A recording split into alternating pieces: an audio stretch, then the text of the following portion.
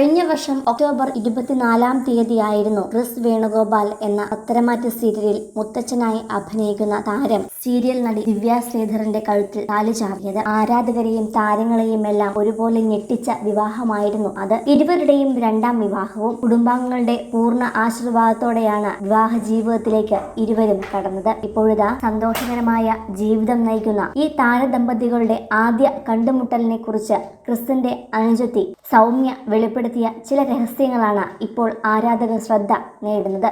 Patharamattu സീരിയലിലൂടെയാണ് Chris വേണുഗോപാലും ദിവ്യയും കണ്ടുമുട്ടുന്നത്.